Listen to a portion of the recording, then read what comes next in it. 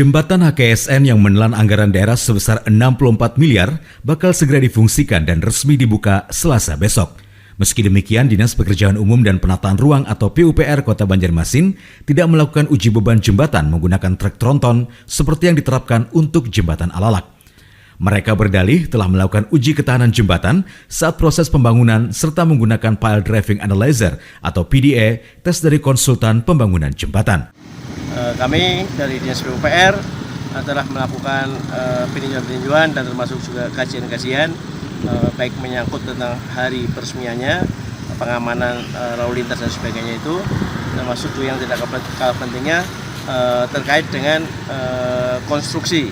Karena kan peresmian itu harus dilihat juga bagaimana kemampuan jembatan terhadap beban di atasnya. Itu perlu kami sampaikan bahwa kami dari Dinas PUPR tidak melakukan uji langsung dengan beban mobil, truk atau tronton dan sebagainya, karena sudah dilakukan 2 kali uji.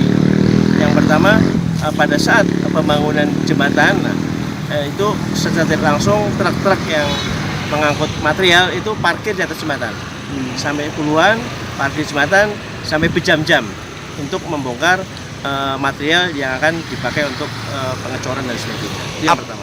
Yang kedua, dilakukan uji kemampuan daya tahan tiang pancang, yang namanya dengan Pile Driving PDA.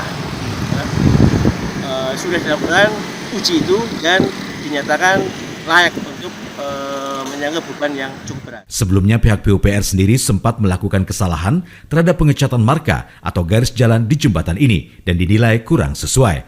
Bahkan jelang diresmikan, rekayasa lalu lintas juga masih amburadul. Terpantau masih banyak pengendara motor yang menyeberang jalan secara menyilang saat melalui area operate jembatan ini. Dari Banjarmasin, Alif Hidayatullah, Kalsel 1net.